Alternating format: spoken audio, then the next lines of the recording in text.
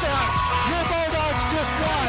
In overtime, a 2-yard push into the end zone, and an overtime victory for your Kearney Bulldogs. The Bulldog Radio Network proudly presents the Coach Minnick Show on KMO-TV and 102.7 FM, Kearney's hometown radio station. And now here's the hosts of the show, Mike Davis, Jim Dickerson, and Coach Logan Minnick.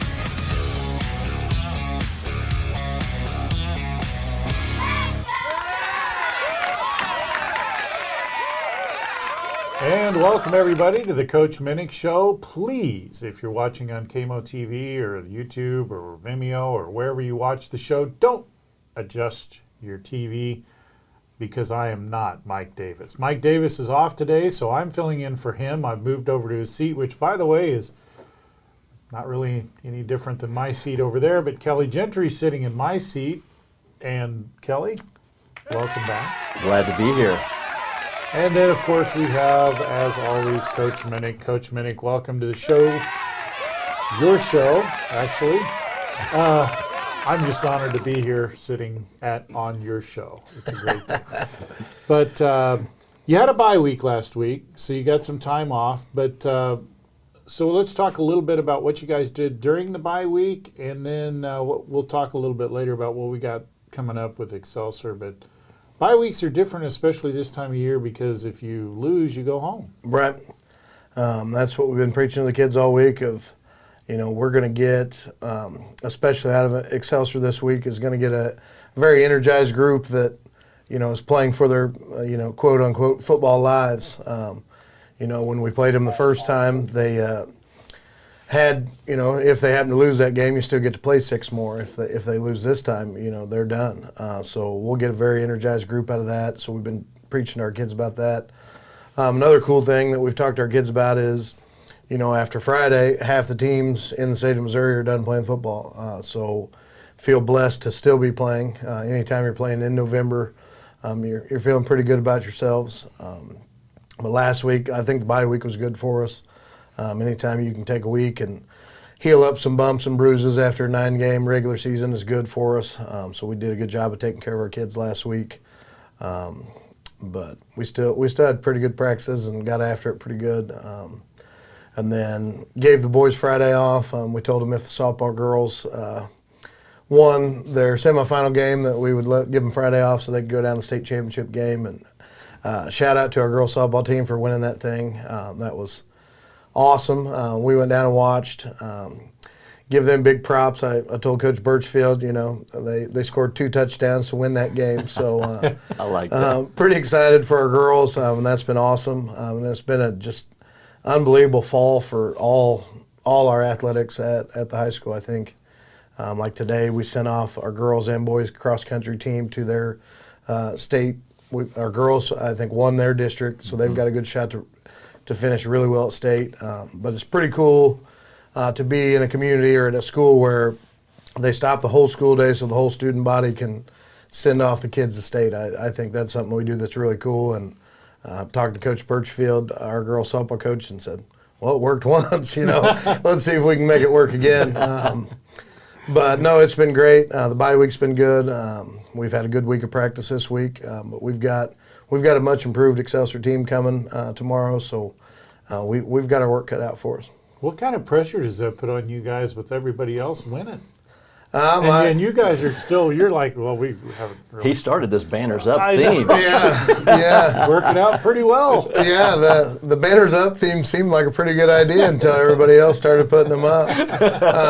But no, there's definitely some pressure that comes along with it. Because after the state championship game, we hung out and, congratulated all the girls, and I bet there was 10 to 15 parents, oh, you're next. I'm like, oh boy, relax just a hair there. But no, it is kind of spread throughout the school, that whole Banners Up mentality. I think, I said last week, 7 of our 9 fall teams won conference. So that's incredible. So we've got a good thing going. We just need to keep it going. And we talked a little bit about this before the show started off the air, but one of the things that I think is really neat this year is the way that all the teams and all the students seem to be supporting the other teams and the other students. And over the past years, you didn't see that quite as much. This year, of course, winning helps, But this year, it has been phenomenal, the support among all the teams, the community, everybody's coming together. And we've still got basketball coming up, and we've got all that stuff. We're not even halfway through the year yet. That's something we definitely preach to our football kids of, because you see on Friday nights our student section is outstanding, one of the best around for sure. So we tell our boys anytime we have the opportunity to, we've shortened some Thursday practices to make sure they get to a softball game or 2 senior night volleyball games. We just tell our boys, you love how much they bring to our games and how much excitement, so we want to return that favor any chance we get of to be out there and be part of that. And I think it just, as you said, it just creates a big family of, we're all supporting each other. We all have the same goals. But that is definitely something when I came back to Kearney that I wanted, was the community and the care about athletics and everybody buying into it. And it has been 100% that. And the shout out to the student section because they've been great at away games too. They travel really well. Do you have a list of all the different conferences that have been won and all that? Oh boy, well we've been highlighting them each week, but yeah, it's like Coach said, 7 of the 9 fall sports have won a conference championship. I'd have to really think through it to think of all of them, but yeah, and actually not just on the talk about your lower levels of football, whether it's 8th grade, freshman, and JV. You want to talk about that a little bit? Yep, for sure. We've got really good groups coming. Our 8th grade group went 5-0, and then after they go 5-0, they rank all of the 8th grade schools in the city. So we got ranked 1 as well as Liberty North. Liberty North 8th graders got our 8th graders there at the end of the year in a really tight ball game. So anytime your Class 4 8th graders are competing right there with a giant Class 6 school, you feel really good about that. So that's a great group that's coming. And I know not only in just football, there's some great basketball and wrestling kids in that group as well. So we're definitely fired up for that group. Our freshman group went 4-4, which all their losses were against Class 4 or Class 5 or bigger schools there. We kind of robbed them a little bit. We moved a few of the freshmen up and played them on JV all year as well. So they didn't have their complete group all the time as well. And then our JV started 0-2 to start the year and then finished 7-2. So they have definitely improved throughout the year. We made a few little adjustments to who could kind of play where, but also, Platte County and Fort Osage JVs weren't any slouches in those first 2 games out the gate also. And our JV played well in both of those. It wasn't something where we got beat pretty good. They were both close games. So the future's pretty bright. We've got good groups coming, which hopefully will make me a pretty good coach for the next couple years if we can keep all our kids out. One other group I was going to mention, and I think Brian does have a photo of it, and I'm glad you asked, Jim, was the men's swimming team also. Yep. Because they did win their 8th conference championship in a row. So that's pretty unheard of. There's the group there, the boys swimming team with their 8th conference championship. So I didn't want to forget about that one, that one either. So, but no, I mean, that's a tremendous year on the football at all levels, like you said, and a lot to look forward to. I'm looking forward to some of those 8th grade basketball players you were talking about too, Coach. And what were you saying earlier of the 8th graders that are coming out? They're all like 6'9". We've got some good size. We've got some good size, so I'm sure Coach is going to like that on the football team too. So I don't know what we're feeding these kids. I know what they fed us, but that's talk a little bit about. A lot of people don't know some of the other programs that you've got going on, and we talked about how your kids suit up and go read with kids and that sort of thing. Talk a little bit about those programs. We just want to kind of raise awareness, to our programs and get a lot of pride in, being a Bulldog. Because in today's society, it seems like anytime you've got a good middle school athlete, somebody else is trying to take them away from here. So we want to get our kids out in front of them, like our morning program we do on Friday mornings. We send out football players in their jerseys to greet the elementary kids at the doors. And that's not just football kids. We're doing that with the band and the cheer and several different activities are out there. Just, kind of promoting it. And the kids are so excited when they walk in and there's, like giant Carter Smith there. Some of them may be terrified, actually. I was. I was going to say, does he seem big to you? Just a little bit. Yeah, the comparison was very similar from your interview to those elementary kids walking in. Brian, do you have that picture by chance? Oh, man. But no, just stuff like that's cool. And again, we just want to take a lot of pride in that. I know, like, our kids, we have all our youth football kids or anybody that came to our youth camp gets to run out of the tunnel in pregame. So we want them to, understand, here in so many years, I'm going to actually be running out this tunnel. So just little things like that of making it a big deal to be a Bulldog and want to keep them that way. It's a really good program, and it's really showing. And I think it, overall, I think it helps the whole program. We talk about how everybody seems to be winning, and I think there's more to it sometimes than just the X's and O's. It's the whole program, the way it's all come together, and everybody's doing that. Kind of culture and climate and those types of things that you're really building. And I know I've got a 6th grader, and so she has been very excited about attending Kearney football games this year. Yep. So then I think that has a lot to do with those guys, showing up on Friday mornings to greet him, right. And all their friends are talking about it, and they drag their parents out, so we even get bigger crowds. So, yep. So hopefully we have that Friday. And Kelly brings up a good point when you're talking about expectations and all that. How do you keep everybody centered, focused, and so you got two things going. You got 2 weeks off, which is right. Maybe too long at times, because everybody talks about the bye week and then you start to let down, or you right. whatever the case may be. How do you keep these kids focused, centered, and now we're less than 24 hours. Well, a little more than 24 hours right. away, but yeah, how do you do that? I think we just had a great week of practice during the bye week. We did a lot of drills that were super competitive, where that you still want them to compete during a bye week, knowing that you don't have a game Friday. And then a big shout out to our senior class also. There's a lot of really good leaders in that class who have kept us pretty grounded for the most part.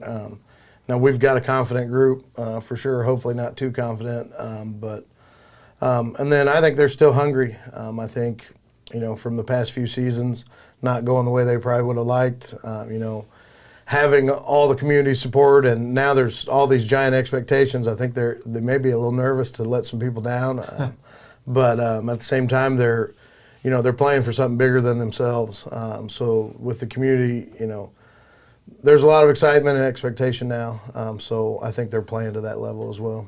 I was going to mention, too, when we did the post-game interview after the Belton game with Zach and Theo, that Zach mentioned that. He said, right. We wanted to, conclude the 9-0 regular, undefeated regular season, which was a huge accomplishment, but we have more that we're looking forward to. So actually, I think several of the kids on their post-game, Cameron Emmons mentioned that earlier. Right. So, what about the flip side of that? How do you keep them loose and not too nervous?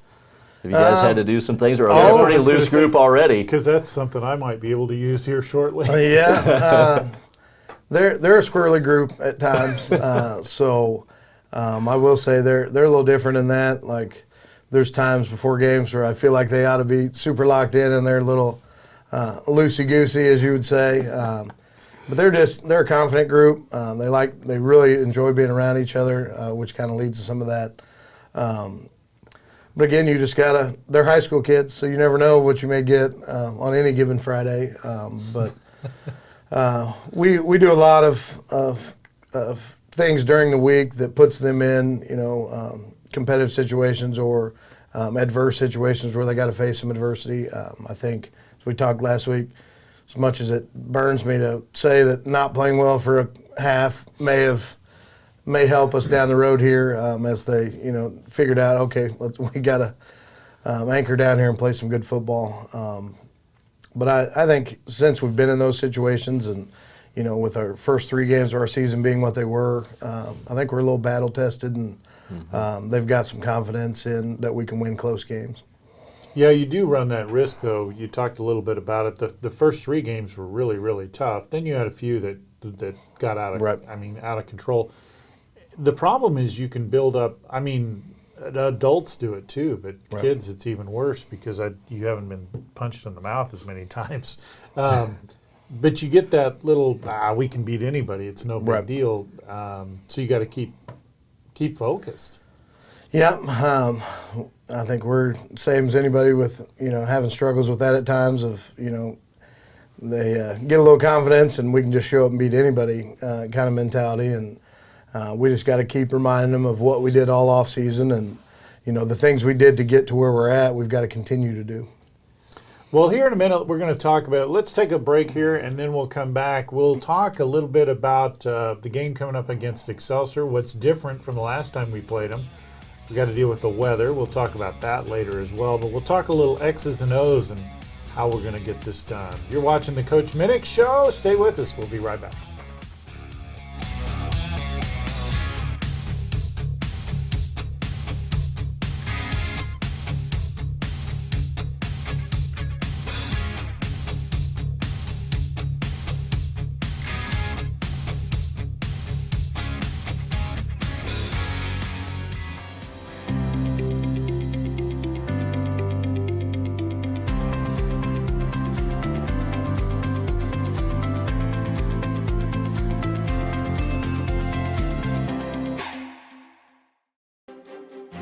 Today's business environment is more challenging than ever before.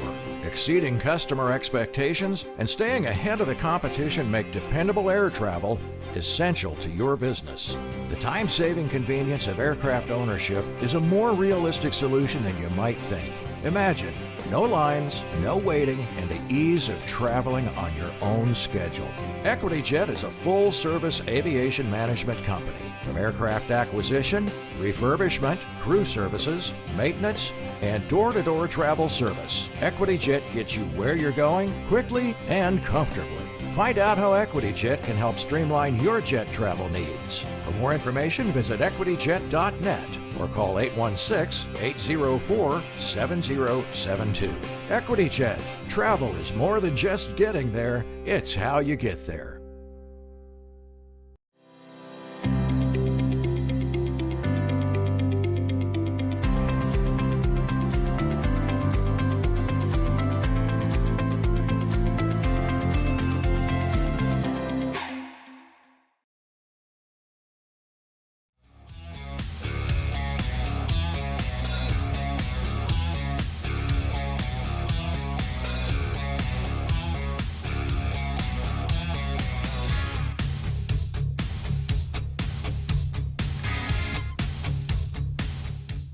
And welcome back to the Coach Minnick Show. I'm Jim Dickerson, filling in for Mike Davis. Kelly Gentry is filling in for Jim Dickerson, and Coach Minnick is himself.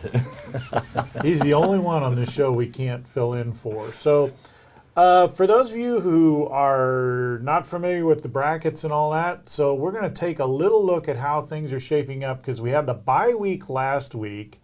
And Marshall played Excelsior Springs. So for those of you who are watching on KMO-TV, you can see that. If you're driving in your car, the warning that the attorneys make us always give is don't look at your screen in your car because you're not going to see it. And that screen is so far away I can barely see it. But I know, so Excelsior played Marshall and won. So we 46-0. Yeah, and the Marshall team, I don't know that much about them, but I don't think they're as strong as they've been in the past. Would that be accurate? Yeah, they're probably in a rebuilding process. They got I think added a new head coach last year, so not as strong as some of the teams they've had in the past. But at the same time, you guys are going to see tomorrow this Excelsior team's playing much better than when we played them the first time. I think I talked with Kelly before we got started of they're averaging over 40 points a game over the last month. So they're playing their best football right here at the end of the year, which is what you want to be doing. So we've got to have a great week. We've got to execute tomorrow night. And then I think, as we've talked some already, with the weather issues tomorrow, I think they always talk about rain kind of being the great equalizer. Because I don't like this. Yeah. With Excelsior being a team that only throws it 3-4 times a game, I don't think the rain's going to bother them at all. Now, with that being said, we've got a pretty good rushing attack ourselves, so maybe one of those games that's over by 8:30 because there may not be a ball in the air. Yeah. Clock's not stopping. but no, they've got a good group. Coach Fabian has them playing really well right now. So, what are you guys making any contingency plans for if it's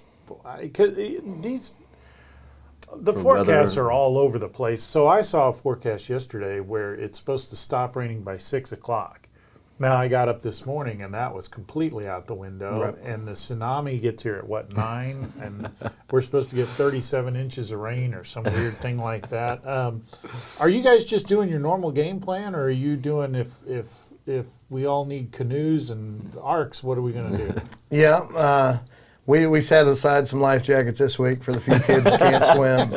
So if we need those, we'll get into it. Now, we've told our kids all week, we've got to control what we control, and weather's not that as much as we'd like for it to be.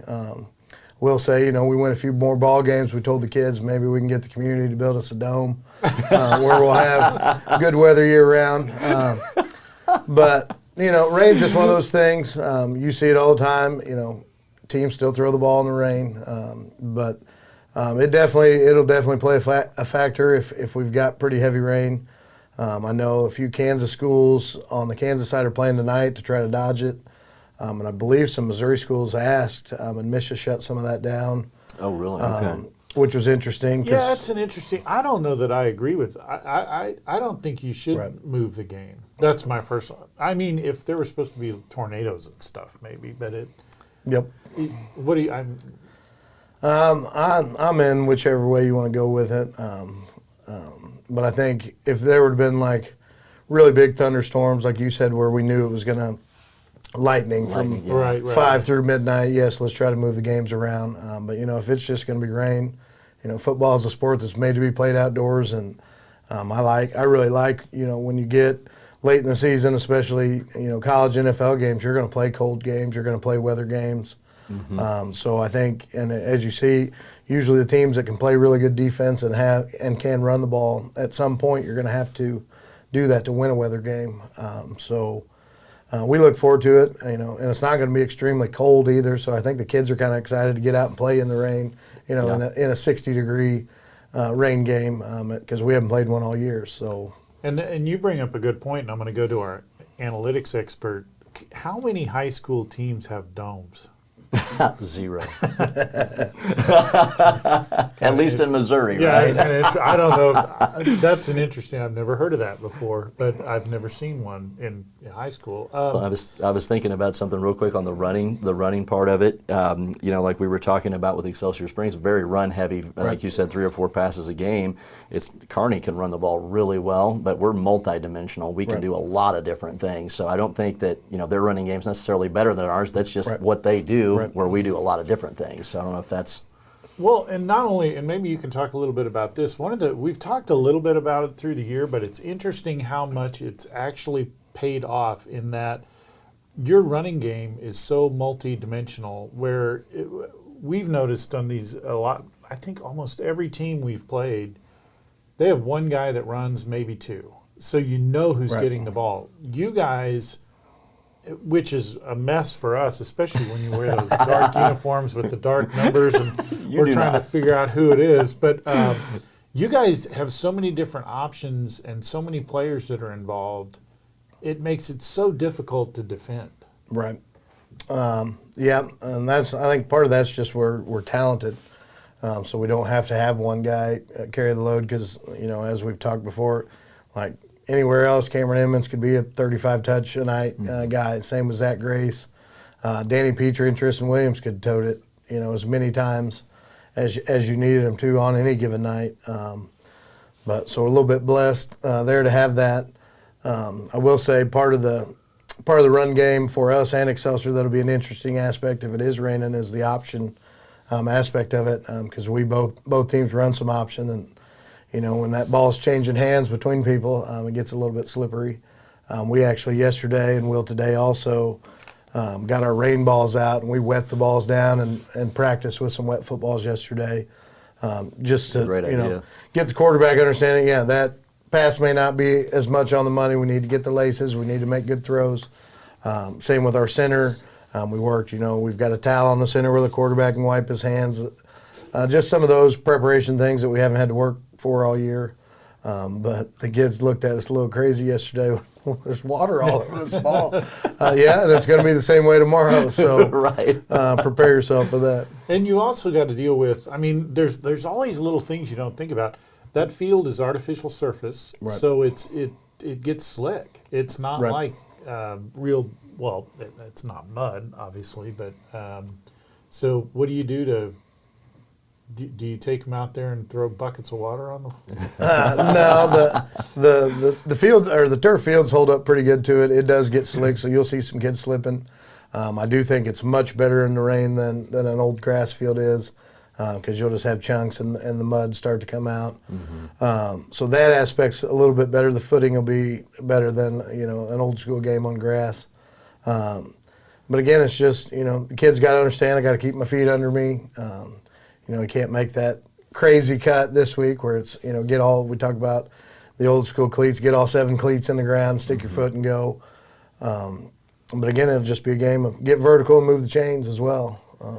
Not a good old fashioned football game. Yeah. One thing that you guys have done a tremendous job all year is winning the turnover battle. I know we were talking about that up until the Belton game, maybe only 1 or 2 turnovers prior to that. Right. So that could be, and the kids have done a great job with all that all year. Yeah, I think that's the biggest thing that has kind of gone unnoticed of why we're playing good football is we haven't been turning the football over. I know I saw, knock on wood, like Casey threw the one interception in the first game of the year and hadn't thrown one since. So he's taken a lot of pride in that of taking care of the football and understanding how important it is to just possess it. We talk about all the time we need to end every possession with a kick, whether that's a field goal, whether that's an extra point, or even if, the times where we have to punt it away, we want every offensive possession to end with a kick. But again, because you'll figure out and you can look, and this is over football of all time, the team that doesn't turn it over the most, I think is like 80% of the time wins the football game. So got to take care of it, especially in a rain game tomorrow if we end up that way, and then rip at that football tomorrow defensively and get turnovers. Yeah.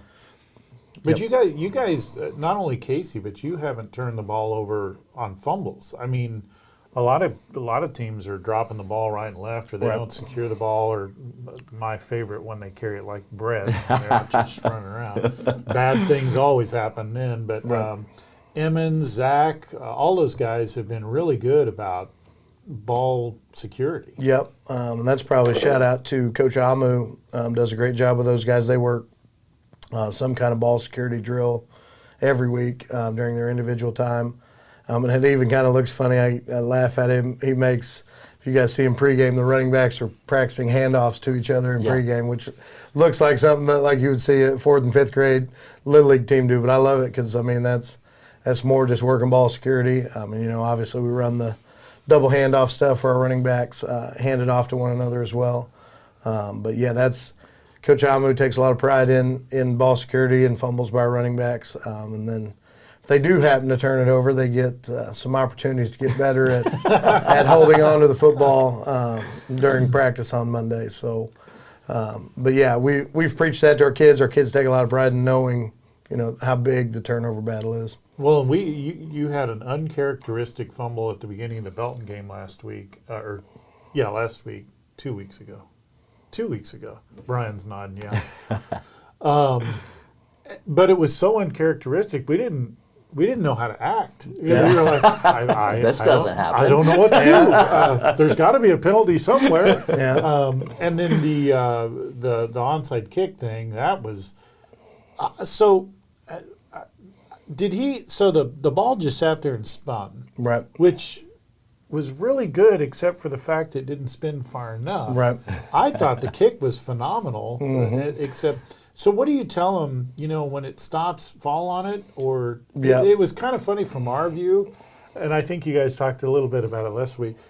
It was so unusual that it sat there and spun for a few seconds. Everybody just stood there and looked at it like, wow. Yeah, everybody except the one Belton kid. Yeah. Well, he was the first one to wake up and go, well, I guess I ought to do something here. Yeah. On that, we always tell our kickers, hey, we've got to recover it, whether it goes 10 or not.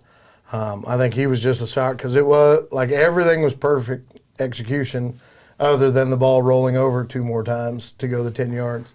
The funny thing about footballs, right? Yeah, Yeah, exactly. that funny egg-shaped thing. But we tell our kickers, if you ever get one that you see that's not going to go 10, we tell them, high school officiating isn't always great. Slide, first base slide, or not first base, but slide like you're going into a baseball slide, wrap that thing and pull it over the line, and at least you blocked out one official, and maybe the other one on the other side can't see it. And as of yet, we don't have instant replay. Yes. Right. Probably a few years down the road. Yeah, and then the other thing we do when we do those middle onsides, which was my fault from the sideline, I didn't get it communicated to our kids. Our outside guys will fold behind in case we get a short kick, or if he kicks it really hot and the guy catches it immediately and gets upfield, we've got guys folding in there to prevent the 40-yard touchdown. But again, that was just one of those where, as a head coach, you're like, gosh, this is going to work. There it is. It's the exact look we want. Oh, no. But that's still in the arsenal. You weren't the only one going, oh, no, because we were like, what just happened? Yeah. Go ahead. I was just going to say one other thing, and I don't know if you were finished with that part of it, but one other statistical thing that and we've mentioned it a few times, just the offensive line and, offensive unit doing a great job is only 1 sack on the season for Casey. Yep. So that's, through 9 games against quality competition. That's phenomenal. Yeah. Again, at any level. Yeah. It was pretty incredible. Like, I know our kids were really disappointed when we gave up the sack last week. Like Coach Backus, our O-line coach, was like, no!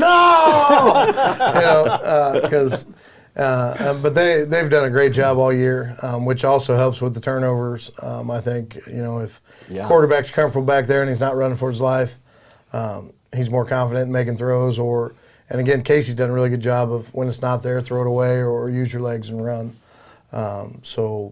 That's big stat. We wish we could have made a whole regular season without giving up one, but I think if you'd have told me, hey, on the season you're going to have 1 sack. I'll take that. Yeah, sure, but no, our kids have executed, and that's part of being good on offense as well, of not taking negative plays. Casey's also done a really good job of when he throws the ball, and we've talked a little bit about this before, but when he throws the ball, he is very conscientious to make sure that, did you see that big word I use there? Yeah. To make sure that either the receiver's going to get it or nobody's going to get it. Yep. He doesn't underthrow. If he throws, a lot of times when you get that Linthicum going down the field, either he's going to get it or nobody is, but he doesn't throw short. Right. And the same thing on the sidelines. Yep. And I think Coach Martin's really worked with Casey on that as well, of understanding not only where we want the football to go, but we talk about there's 1 balls, 2 balls, 3 balls of the certain angle or height you want to put certain balls at, which Coach Martin's done a great job with working with Casey on that. And then, again, it's just Casey understanding my guy catches it or nobody does. Because, again, 1st and 10 and an incomplete pass is 2nd and 10. So we'll be fine. But he's done a great job with that throughout all year. And then on the defensive side, it's the same thing. We've had a couple of games where they've scored 0 or few points, but they've been super solid all year long. Yeah. Defensively, we've got a lot of kids that can run, which for the most part keeps the football in front of us. So even when we do give up, 8-9 yard gains, we get it tackled. And I know we've said it on here before about preaching to our kids about make them snap it again, make them snap it again. And I think our defense has done a great job with that. I think, they're angry. I think we had 1 shutout on the year, but I think we had 3 games where a score occurred on the 2s. So we tell our guys that, we got young kids in there and they're learning, and, we still consider it a shutout from our end, if you guys would have been in there, or if you're playing Grandview and you got to throw them back in there. But no, defense has been solid all year, and that's we're definitely excited. It was just said that defense is going to win championships. So if we play solid defense throughout, because we're going to play some pretty stout defenses coming up. So games are going to get tight, and so if our defense can keep people out of the end zone, we like our chances. Yeah, there's one thing, we'll talk a little bit about it when we come back, but there's one thing where the secondary got penalized for pass interference that I guess I don't understand the rule. There were a few times, I'm not going to put you on the spot, but we'll talk about that later. We'll also take another look at the play of the game from last week. We'll talk one more time about the brackets, and then we'll talk about the game coming up tomorrow night, rain or shine. And I know that coming up at the end of the break, Melinda Strathman will give us a little updated look at the weather. Maybe she can give us some insight. Stay with us. More with Coach Minnick when we come back.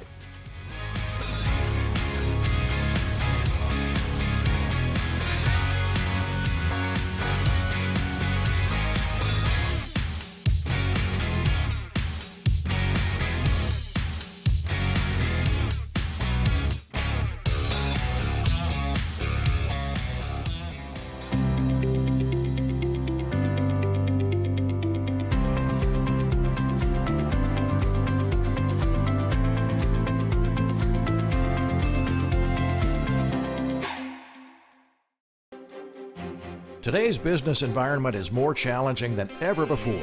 Exceeding customer expectations and staying ahead of the competition make dependable air travel essential to your business. The time-saving convenience of aircraft ownership is a more realistic solution than you might think. Imagine no lines, no waiting, and the ease of traveling on your own schedule. EquityJet is a full-service aviation management company. From aircraft acquisition, refurbishment, crew services, maintenance, and door-to-door travel service, EquityJet gets you where you're going quickly and comfortably. Find out how EquityJet can help streamline your jet travel needs. For more information, visit equityjet.net or call 816-804-7072. EquityJet. Travel is more than just getting there, it's how you get there.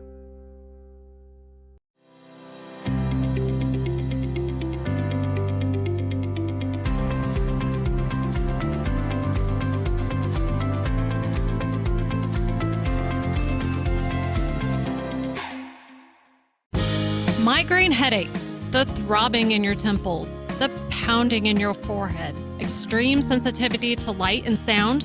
Your neck feels so tight it could snap off. Oh, the debilitating pain. Hi, I'm Dr. Mark Strathman with Kearney Family Chiropractic Center, and I've been practicing chiropractic health in Kearney for over 22 years. When you come to see me, I identify what's wrong and determine if I can help you. If I can, I create your personalized plan for relief. When you have pain, you can make an appointment by calling 816-628-6738, or you can visit the office at 301 South Platte Clay Way, Suite B in Kearney. Kearney Family Chiropractic Center. Heal yourself.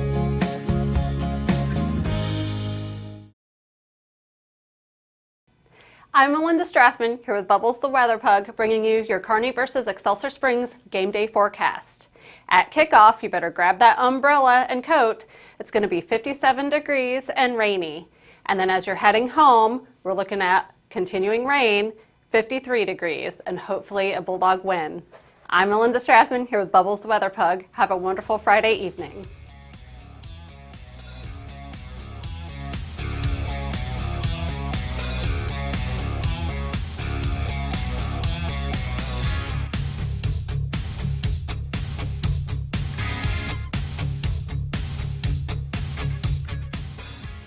And welcome back to the Coach Minnick Show. There are three of us that are not happy with the Weather Pug's forecast. Because we do not want the rain tomorrow, but we'll deal with it when it comes up.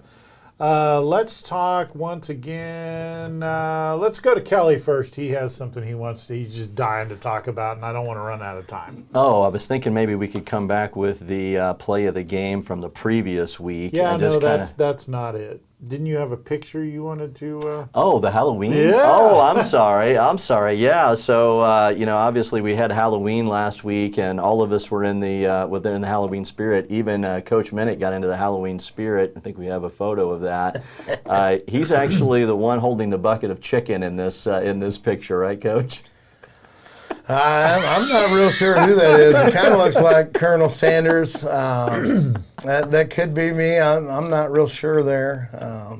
Definitely an older gentleman that's got a great head of hair there, so I'm not sure He that's does me. have a little more hair than you. Yeah. Okay. Well, we solved that problem then. Who's the chicken? That is Coach Cash from the.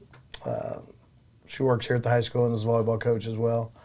But no, funny. We had some people over for a Halloween party, and we had a couple coaches come in and say they were in Kearney and saw two moms dressed as Coach Minnick for Halloween.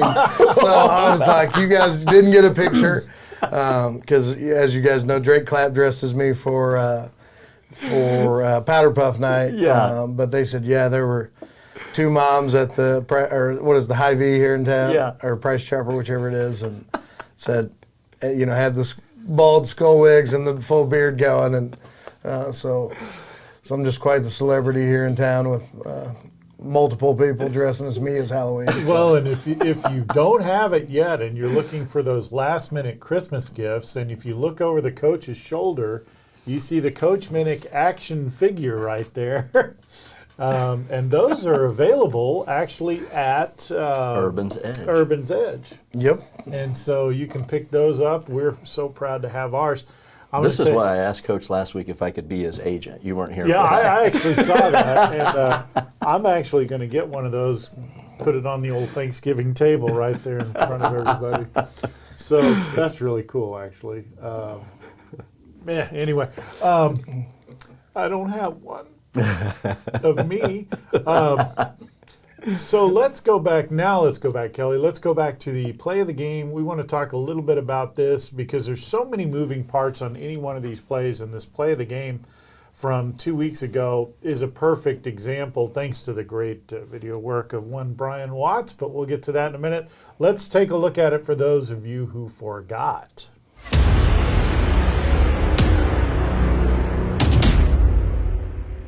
8:59 left to go. There's a handoff. That's Emmons. Emmons has also running room. He's free. Nobody in front of him. 10-5. Touchdown. And I tell you what, Bryce Page, number 84, just had a devastating block from the wide receiver position on the far side. Just opened up the hole for Cameron to run through. Cameron Emmons on a 50-yard run. And that is going to put your Bulldogs in front for the first time tonight, 26-21.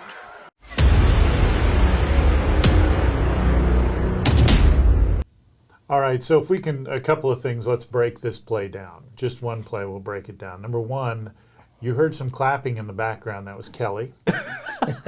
I get a little excited in the booth. There was another play. You were back there, yeah! But if we could go back to the video, and then Brian's going to actually stop the video right at the part where it's the telestrator guy comes up, and we'll watch it run through here in a second, and then we will freeze the image. This will be the coach's clinic tape here by Coach Minnick. We should put it up on the big screen, so we'll freeze it right there. Okay, so I don't know if you can see that one. If you need to, you can use the screen here. But there's so many things. For those of you watching on KMO-TV, you'll be able to see it. For those of you driving in your car, you'll have to look at this later. But the interesting thing about this frozen shot right here is there's so many things going on. Coach, let's talk a little bit about it. Let's start with the key block on the outside, and that's Bryce Page, I believe, that had that block. So what does that do there? How does that help Cameron? Yeah, we talk to our wide receivers all the time about taking pride in their blocking because, at times that's not the most fun thing to do as a receiver. They'd rather have the football than block. But Bryce Page takes an unbelievable amount of pride in his blocks. And this is an example of one of his many pancake blocks on the year. We actually give out pancake stickers. He's actually beating a few of the offensive linemen in pancake blocks. So Bryce is doing a great job out there. And again, that's the touchdown block that frees up Cam to go untouched here. And then if you look just behind Bryce there, you'll see a double team block by Carter Schmidt and James Shaw there. That's just an absolute flat back. We talk all the time about on those double teams, the defensive guy should look like he's on roller skates, going backwards. And that push there is what opens the hole to begin with. That movement, and then once you get that kind of movement, and you've got the home run block out there by Bryce Page. I don't know, and I think Cam will be the first to tell you. This is a 50-yard run where he didn't get touched. And we talked last week, this is absolute clinic tape. If I get the opportunity to speak at some clinics this offseason, that'll be one that's on there. Guys, see how easy it is? You just line the kids up and you run it left right here, and this is what happens. But a lot of moving parts that you don't always see, especially right when the play happens. So it's kind of cool to slow this down and show it. But there's a lot of young men there putting bodies on bodies that we talk about all the time that make that play happen. And that is not, you guys have done great. There's another shot that I know we don't have, well, I don't think you have. You don't have that one queued up, do you, Brian, where we had the pocket that Casey had? No. But there, repeatedly, time after time, and this is, did you run it back a little bit? Is that what you did, Brian, on that? So can you put that back up? This is, I think Brian's going to stop it a little. I thought you had a little before. Now we're devastated. He's trying. Well, there was a lot of blocking. There was a lot before of blocking. that. Zach on the kick out, I think you had said last time, Coach, and right. I mean a lot of your other running backs. And the other thing is, this isn't the first. This isn't the one and only play this has happened. This happens all the time. Your guys are. We've talked about it on screenplays. Your guys Right. seem to be exactly where they're supposed to be, when they're supposed to be, because at the high school level, especially when you see a screen, it looks like a disaster. Right. It's very often not executed the way it's supposed to. How do you teach your guys, this is what it's supposed to look like, this is how you do it? I think, especially in our screen game, the big thing is we talk to the, because we just released the guard and the tackle on that of, here are the two guys that are probably going to be the two guys that you're going to end up on. So they've pre-snap, they've got an idea, they're kind of peeking around knowing, okay, I've got the mic, he's got the outside backer between the guard and the tackle. But then I think it's just a spacing thing of once they pass that, and it's got to be timing. You got to get it timed up. They get so excited on that play, they want to just get out there. But they've got to sell the pass pro, and then throw those guys by and get out on it. But again, because it's I think the biggest thing you see when teams struggle with it at the high school level is it's hard for offensive linemen to block those guys in space. Because, usually the two guys they're blocking are better athletes, either linebackers or DBs. So you got to give them some kind of landmarks of, on the last 3 games when it is pass pro, here's where those linebackers go in their pass drops. So it kind of gives them a landmark of, okay, this is where I anticipate that guy being post-snap. So I think we do a good job of letting them know, okay, normally this guy drops here, so work your way that way so that, because again, those blocks, and those aren't hardly ever devastating blocks, they're just, kind of put the fridge in the way and make them run around. And part of that timing also goes with the running back setting his timing to catch it at the right time to where those guys don't have to block those guys forever, because again, that's the hardest block an offensive lineman has to make is an athlete out in space. So we just get them to their landmarks, get them in the way, and then have it timed up. So we've done a pretty good job with our screen game this year. And how much of that do you guys have to teach at your level versus how much is kind of in fundamentals put together in the freshman year and the JV and all that sort of thing? Definitely starts, because our freshman team runs screens just like we do. So they're getting coached on that. I think our 8th grade even ran a couple screens this year. So, that's the awesome thing about having the program run the way it runs of, when we call Green Seattle as the call for our screen game, they've ran that, for 4 years now. So they've repped it and repped it and repped it and repped it. So that you make a great point of that of, they get better at it as they get older, but they've been doing it, for 4 and 5 years. Yeah. Well, did you have something else? You had that look. I have that look a lot, yeah. No, not necessarily related to that. I was just thinking about, again, something like that. It's a way to get a safe pass in weather conditions for Right. this game coming up. It's a a safer pass to throw potentially, and then something down the field. I'm just kind of thinking about the weather contingencies here a little bit. But you guys have done a great job of that all year, regardless of weather. Yeah, and along those lines, and not to harp on the weather, because I hope it's like sunny and 70 or sunny and 50. I don't care. Throw a little snow in there. I'm fine with that. I just don't want it pouring down rain. But one of the things that, and my opinion is, I think it's really going to help you guys, is your guys have been all year fundamentally sound in a way that I've not seen a Kearney team in years. Everybody knows where they're supposed to be and all that. How does that pay off when you do come into a situation like tomorrow where it could be rainy, wet, sloppy, all that sort of thing? I think you hit it on the head there. It's huge. Because, the ball, there will probably be some fumbles tomorrow if we do get the downpour that they're talking about.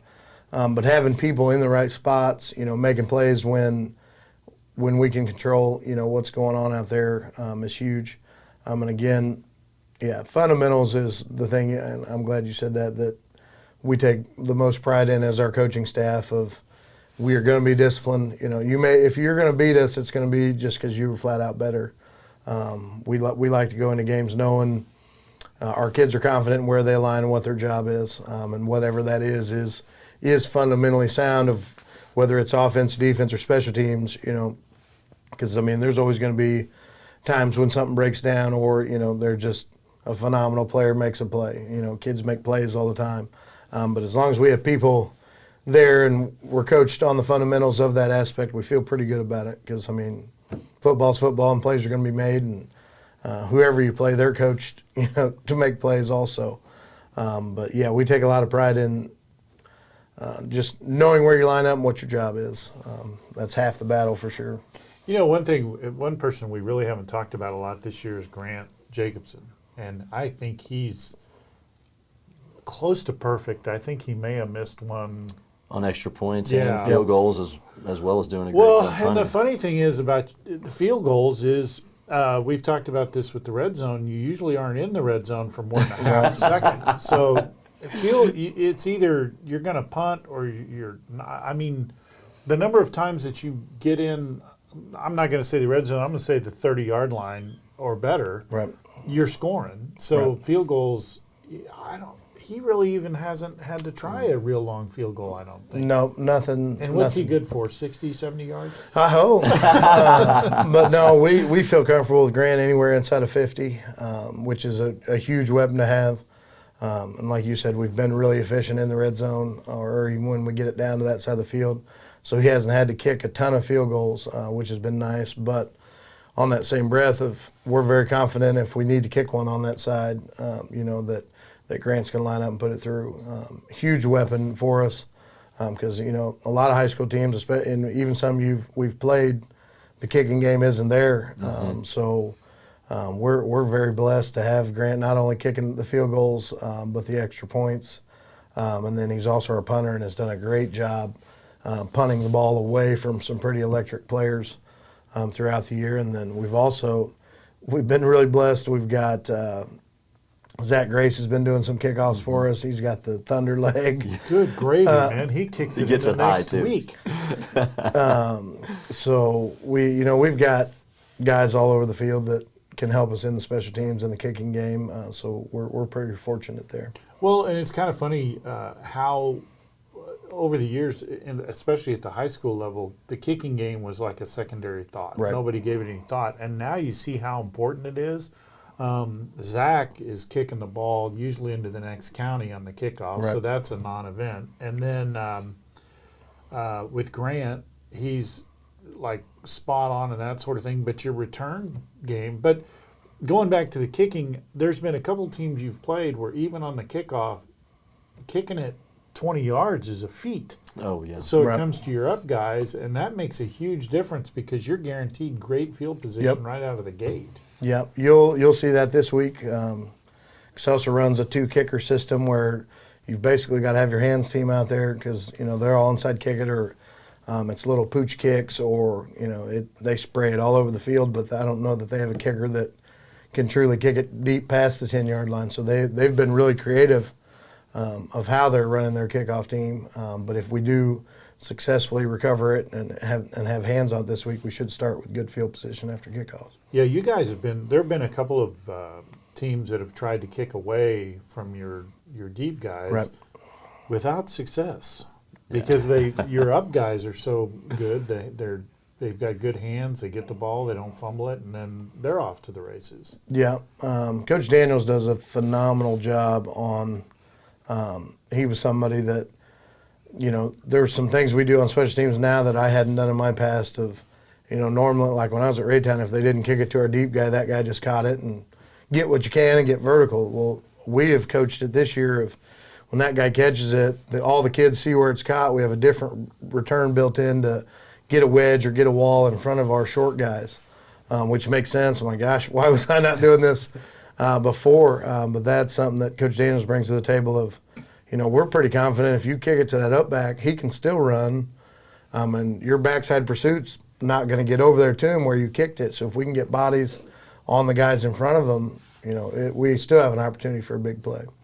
Yeah, you guys have been phenomenal, and like we've said all year, in all phases. So tomorrow night the game is 7 o'clock, rain or shine. Pre-game is 6:40. Now I am going to say this. Even though we are covering the game live on KPGZ, I'll be out there. Mike Davis will be back with us, Kelly Gentry as well. Do not use the rain as an excuse. Make sure you're out there. Now, I know there's a lot of you that want to listen to our lovely voices, so here's what you can do. Listen to it at the game. Put your little bubble on and put your earpiece in. You can still listen to it on the radio or online or whatever. Pre-game 6:40, game time 7 o'clock. Come out and support your Bulldogs. We'll see you tomorrow night. Coach, thanks for joining us again. Absolutely. We'll look forward to seeing you next week on the Coach Minnick Show.